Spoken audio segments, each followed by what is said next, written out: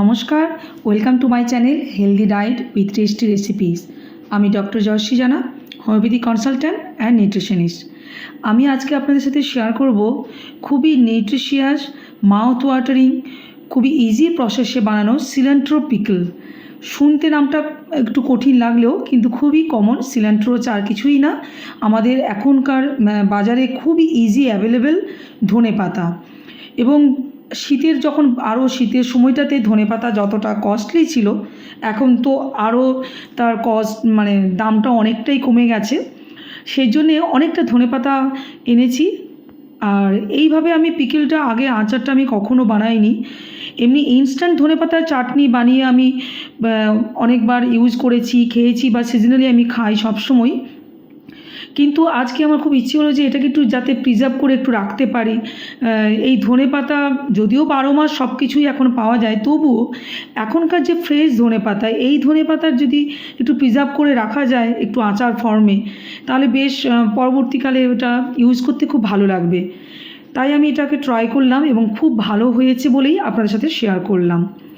আপনারা দেখলেন প্রথমে ধনেপাতা, লঙ্কা আর রসুন এগুলোকে আমি একটু কেটে নিয়েছি। অবশ্যই তার আগে খুব ভালো করে ধুয়ে নিয়েছিলাম। এরপরে আমি টোটাল সর্ষে তেল নিয়েছি 50 ml। তার মধ্যে থেকে 1 চামচ সর্ষে তেল আমি কড়াইতে দিয়ে তাতে আমি প্রথমেই টমেটো, রসুন, লঙ্কা এগুলোকে তেলের মধ্যে দেব। কোনো রকম নুন দেব না এখনই, কারণ এটা পেস্ট করার পরে আবার তার কমে যাবে এবং সেটা তখন আবার যাতে নুনের কোনো আন্দাজে ডিস্টার্ব না হয়, তাই কোনো রকম নুন অ্যাড করছি না আমি। জাস্ট তেলের উপরেই গরম কড়াইতে আমি দিলাম। এক পাশটা ভালো করে বেশ একটু হয়ে যেতে মিন্স জাস্ট একটু হালকা সতে হয়ে যাওয়ার মতো হয়ে গেল। তারপরেই আমি টমেটোগুলো আবার উল্টে দিলাম, বা সব কিছুই একটু নেড়েচেড়ে উল্টে দিলাম। এরপরে আমি অ্যাড করে দেবো ধনেপাতাগুলো, যেগুলো একটু ছোট করে কেটে রেখেছি। এই জন্যই যাতে পেস্ট যখন আমি বানাবো যাতে তাতে কোনো লম্বা রাফেজ এরকম ধরনের কিছু না থাকে, ওরকম ধরনের রাফেজ যাতে মুখে না পড়ে, একটা বেশ স্মুথ পেস্ট যাতে বানানো যায়, সেই জন্যই আমি ধনেপাতাগুলো একটু কেটে নিয়েছি। দিয়ে তারপরে এগুলো দিয়ে আবার একটু ঢাকা দেব। এইভাবে ঢাকা দিয়ে একটু 1-2 মিনিট রেখে আবার নাড়াচাড়া করে আবার একটু ঢাকা দিতে হবে। দিয়ে এইভাবে টোটাল মোটামুটি 2 থেকে 3 মিনিট যদি ঢাকা দিয়ে রাখা হয় এবং নাড়াচাড়া করা হয়, তাহলে এর ওয়াটার কন্টেন্ট অনেকখানি অ্যাবজর্ব হয়ে যাবে এবং ধনেপাতা, টমেটো, এগুলো লঙ্কা এগুলো সবই অনেকটা সফট এবং সেদ্ধ হয়ে যাবে, যাতে খুব সুন্দরভাবে পেস্টটা বানানো যায়। এবং এটা নাড়াচাড়া করে ভালো করে ঠান্ডা করে তবেই পেস্টটা একটা সুন্দর স্মুথ পেস্ট বানাতে হবে। যতক্ষণ এই প্রসেসটা চলছে ততক্ষণ আমি আপনাদেরকে একটু বলি যে ধনেপাতা কতখানি, কেন আমি নিউট্রিশিয়াস পিকল বলেছি। কারণ হচ্ছে ধনেপাতা আমাদের ডাইজেশনের জন্য, আমাদের ডাইজেস্টিভ সিস্টেমের জন্য খুবই উপকারী। আমাদের গ্যাস অম্বলকে কমাতে বা ডায়রিয়া বা পেট ব্যথা এরকম ধরনের কোনো যদি প্রবলেম হয় সেগুলোর জন্য খুব উপকারী। হার্ট হেলদিও খুব, এবং ব্লাড প্রেশারকে কমাতে বা কোলেস্ট্রল লেভেলকে নর্মাল রাখতেও খুব ভালো সাহায্য করে। এবং অবশ্যই খুব ইমিউনিটি বুস্টিংয়েরও কাজ করে, যে কোনো ইনফেকশনের থেকে ফাইট করতে। এই যে শীতকালে বা এই যে শীত গরম ওয়েদার চেঞ্জে এগুলোর জন্য কিন্তু খুব ভালো কাজ করে। আর স্কিনের জন্য খুবই উপকারী। আর ব্লাড সুগারকেও নর্মাল রাখতে খুব ভালো সাহায্য করে। আর ধনেপাতাতে আছে প্রচুর পরিমাণে ক্যালসিয়াম রিচ। এই ক্যালসিয়াম রিচ হওয়ার জন্য আমাদের হাড়ের গ্রোথের জন্য এবং আমাদের হাড়ের যে ডিউরেবিলিটি সেটাও বাড়াতে খুব ভালো সাহায্য করে। এছাড়াও ধনেপাতা কিডনি স্টোন পেশেন্ট বা কিডনি পেশেন্টরাও নিতে পারেন, কারণ জেনারেলি তাদের লিফি ভেজিটেবল এবং স্পেশালি পালং শাক তো প্রচণ্ডভাবে রেস্ট্রিক্টেড করতেই হয়। কিন্তু একটা কথা জেনে আপনাদের ভালো লাগবে যে ধনেপাতা তুলনামূলক অনেকখানি লো অক্সালেট ফুডের মধ্যে পড়ে, এবং এর মধ্যে আছে ডাইউরেটিক প্রপার্টিস, যেটা কিডনি পেশেন্টদের জন্য খুবই প্রয়োজনীয়। এটা আমাদের শরীরের ভেতর থেকে টক্সিনকে ফ্লাশ আউট করতে খুব ভালো সাহায্য করবে এবং ডিটক্সিফিকেশনও খুব ভালো কাজ করে এই জন্য, এবং অ্যান্টিঅক্সিডেন্টে ভরপুর। তো এই সব গুণাগুণ থাকার জন্য কিডনি পেশেন্টরাও এটাকে নিতে পারেন। তবে একটা কথা সাবধান অবশ্যই করব, লো অক্সালেট ফুড, একেবারে অক্সালেট ফ্রি তো নয়।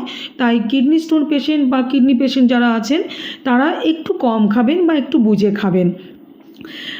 আপনারা নিশ্চয়ই ভিডিওটা খেয়াল করেছেন যে আমি বাকি সর্ষের তেল পুরোটা দিয়ে তাতে আমি কালো জিরে আর শুকনো লঙ্কা ফোড়ন দিয়েছি, কারণ ঝাল যা দেওয়ার মোটামুটি আমি কাঁচা লঙ্কা দিয়ে দিয়েছি, এটা জাস্ট ফর ফ্লেভার। শুকনো লঙ্কা ফোড়ন দিলাম এবং তারপরে আন্দাজ মতো নুন এবং গুড় আমি দেব। এগুলো দিয়ে আবার খুব ভালো করে নাড়াচাড়া করতে হবে এবং পুরো প্রসেসটা কিন্তু লো ফ্লেমে করবেন এবং কনস্ট্যান্ট নাড়াচাড়া করবেন। একদমই কিন্তু মানে থামিয়ে দেবেন না, নাহলে নিচে লেগে গেলে তখন একটা তিতকুটে ব্যাপার এসে যেতে পারে।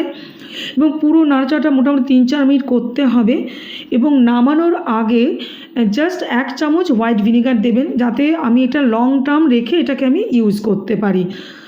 আদারওয়াইজ আর কোনো রকম কোনো প্রিজারভেটিভ দেওয়ার দরকার নেই। আর ধনেপাতার সাথে আমি টমেটো ইউজ করেছি। এখানে আপনি অন্য যে কোনো টক জাতীয় লেবু রসও ইউজ করতে পারেন, কিন্তু আমি একটা সিজনাল স্পেশাল পিকেল বানাতে চেয়েছি, তাই এই সময় ফ্রেশলি টমেটো ধনেপাতা দুটোই খুব ভালো অ্যাভেলেবেল, তাই টমেটো আর ধনেপাতা কম্বিনেশনে আমি এটা বানালাম। আর টমেটোও কিন্তু প্রচণ্ডভাবে উপকারী, অ্যান্টিঅক্সিডেন্টে ভরপুর, ভিটামিন সি রিচ, এবং এটাও খুব ভালো হার্ট হেলথ, আমাদের ব্রেন হেলথ, প্রোস্টেট হেলথের জন্য টমেটো খুবই উপকারী। এছাড়াও টমেটোর মধ্যে আছে পটাশিয়াম, সোডিয়াম, ম্যাগনেসিয়াম, ফ্লোরাইড, যেগুলো কিন্তু আমাদের শরীরে ইলেকট্রোলাইট ব্যালেন্সের জন্য খুবই উপকারী, বা আফটার এক্সারসাইজ যে একটা রিকভারির দরকার পড়ে সেই জন্যও কিন্তু টমেটো আমাদের সেই ব্যালেন্স করতে খুব ভালো সাহায্য করে, এবং ডায়াবেটিক পেশেন্টদের জন্য টমেটো খুব উপকারী।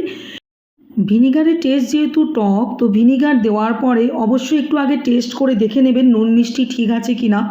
যদি কোনো রকম কম মনে হয় তাহলে আবার এক্সট্রা আপনারা একটু নুন এবং মিষ্টি অ্যাড করে টেস্টটাকে ব্যালেন্স করবেন এবং সেটাকে আরেকবার ভালো করে নাড়াচাড়া করে ভালো করে মিক্সিং করে তবেই সেটাকে তৈরি হবে। আমার যেহেতু ঠিক ছিল, আমি আর সেটাকে নুন মিষ্টি অ্যাড করতে হয়নি। ভালো করে ঠান্ডা করে এয়ারটাইট গ্লাস কন্টেনারে অবশ্যই রাখবেন, তাহলে দেখবেন রুম টেম্পারেচারে ভালো আছে, বহুদিন ধরে কোনো রকম নষ্ট হয়নি। আর এটা আমি আবার যেটা আমি আগেও বানিয়েছি, এর রেসিপি অলরেডি দেওয়া আছে আমার চ্যানেলে। যদি আপনারা কেউ মিস করে গেছেন, এখন খুব ইচ্ছে করছে আবার নতুন করে এই মিক্সড ভেজিটেবল দিয়ে একটা কালারফুল আচার বানানো, এটাও আমার মানে থ্রু আউট ইয়ার আমার প্রিজার্ভ করে রাখা থাকে। কীভাবে খুব হেলদি ওয়েতে এই মিক্সড আচার আমি বানিয়েছি তার লিঙ্ক আমি ডেসক্রিপশন বক্সে দিয়ে দিলাম। এই সিজনে স্পেশালি এই 2 ধরনের আচার আশা করি আপনারা সবাই ট্রাই করে আমাকে কমেন্ট করে অবশ্যই জানাবেন কেমন লাগলো। এই 2 ধরনের আচারই আপনার রুটি, ভাত, পরোটা সব কিছুর সাথে খুব সুন্দর অ্যাডজাস্টেবল। আপনি যদি আজকে প্রথমবার দেখছেন তাহলে প্লিজ সাবস্ক্রাইব করে বেল আইকনটি অবশ্যই প্রেস করবেন। শুধুমাত্র রেসিপি নয়, সুস্থ জীবনযাপনের জন্য অবশ্যই সাথে